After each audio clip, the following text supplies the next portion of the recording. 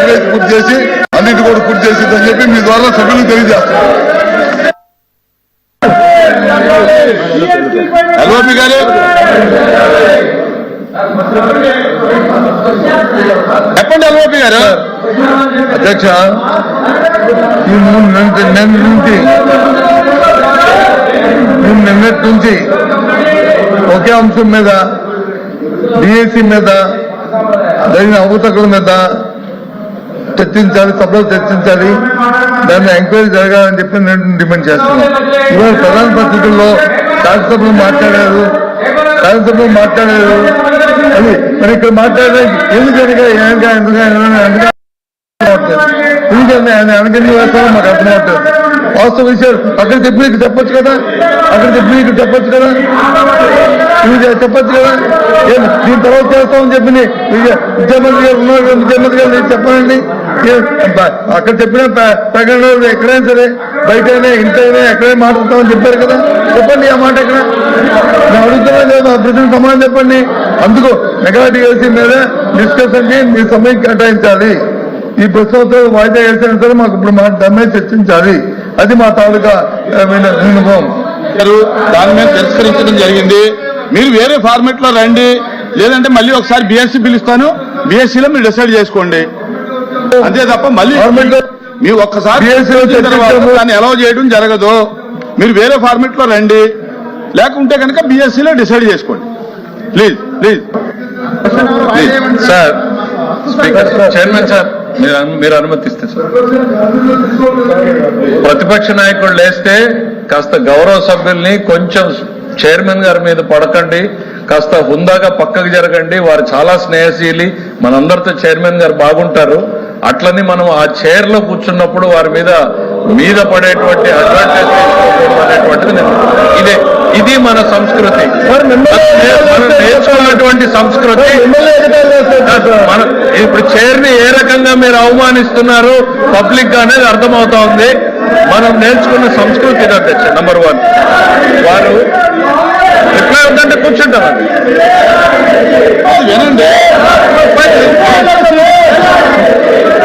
DSC మీద చర్చించడానికి అధ్యక్ష వాళ్ళ ఉద్దేశం చాలా స్పష్టంగా అర్థమైంది. మాట్లాడేకేం లేదు, అల్లరి చేసుకుని వెళ్ళిపోవాలని. అరే ఆయన ఏదో లేవనెత్తాడు, మేము క్లియర్ గా చెప్పదలుచుకున్నాం.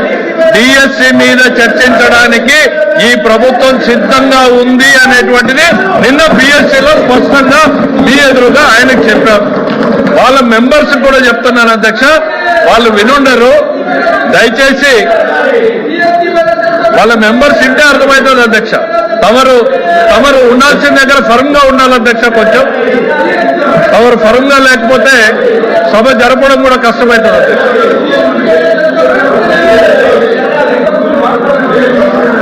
వినండి సార్, గౌరవ ఎల్ఓపి గారు అడిగిన దానికి ప్రభుత్వం నుంచి మా స్పందన ఇచ్చినప్పుడు వినే ఓపిక ఉండాలి. వాళ్ళ అజెండా ఏమైనా ఉండొచ్చు, ఆ అజెండా అల్లరి చేసి బయటికి వెళ్ళిపోవడం అనే అజెండా అయి ఉండొచ్చు, చర్చ పెట్టాలనేటువంటి అజెండా అయి ఉండొచ్చు.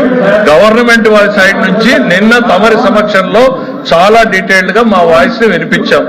డిఎస్సి మీద చర్చించడానికి ఈ ప్రభుత్వం సిద్ధంగా ఉంది. నువ్వు వచ్చి కూర్చొని చెప్తావురా. మీరు లెజిస్లేటివ్ అఫైర్స్ మినిస్టర్ చెప్పేటప్పుడు ప్రభుత్వ ఆలోచనని వినకుండా మీరు డిక్టేట్ చేయాలనుకుంటే జరగదు. ఇంపాసిబుల్. ప్రజలు ఎవరు ప్రభుత్వాన్ని నడపాలి అనేటువంటి నిర్ణయాన్ని ప్రజలు డిసైడ్ చేశారు. ప్రభుత్వాన్ని ఎట్లా నడపాలి, ఏ సబ్జెక్టులు తీసుకురావాలనేది ప్రభుత్వం ఛాయిస్. దయచేసి మీరు అనుకున్నట్టు సభ జరగదు అన్న విషయాన్ని మీరు గుర్తుపెట్టుకోవాలి. ఇక్కడ we're here to discuss about the DSC. ప్రజలకు ఒకవైపు ఎల్లీనోతో ప్రజలు ఇబ్బంది పడుతూ ఉంటే తాగునీరు, సాగునీరు, వ్యవసాయం ఏ రకంగా ఈ ప్రభుత్వం వాళ్ళని ఆదుకోబోతున్నాం అనేటువంటి బాధ్యతాయుతమైనటువంటి సమాధానం చెప్పాల్సిన మీరు నిర్లక్ష్యంగా ప్రజల పట్ల ఏమాత్రం కూడా అంకితభావం లేకుండా వాళ్ళ సమస్యల గురించి చర్చించకుండా కేవలం రాజకీయాలు చేయాలనేటువంటి ఆలోచనతో మీరు ఈ అల్లరి చేసేటువంటి కార్యక్రమం చేస్తున్నారు తప్ప రైతులు ఏ రకంగా ఇబ్బంది పడుతున్నారు, కృష్ణా డెల్టాలో రైతుల పరిస్థితి ఏంటి, గోదావరి డెల్టా ఏంటి, రాయలసీమ ఏంటి, ఉత్తరాంధ్ర ఏంటి, ఈ రైతుల సమస్యల గురించి ఒక్క నిమిషం మీరు మాట్లాడారా?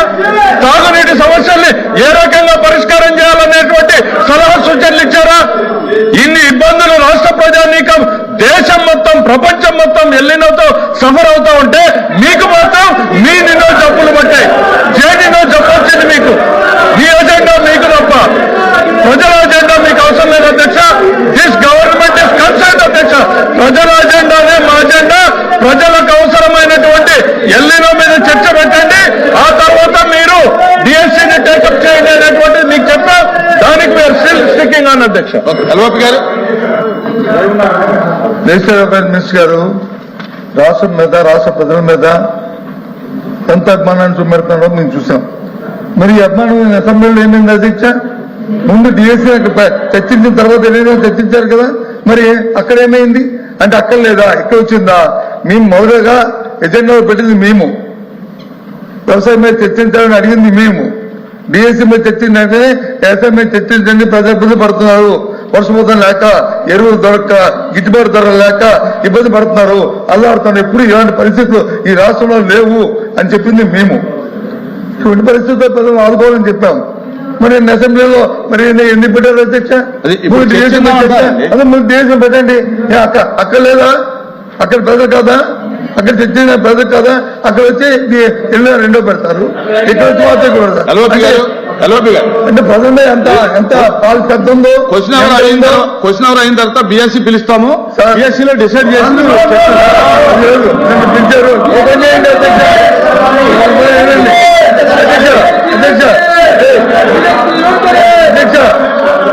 అధ్యక్ష ఓపెన్ చేయండి. ఇప్పుడు 4 రోజులు పెట్టే అసెంబ్లీని ఇంకో 2 రోజులు పొడిగించండి, బిఎస్సీలో పొడిగించండి, మాట్లాడుకుందాం. అది BSc లో మాట్లాడదాం. వాళ్ళకి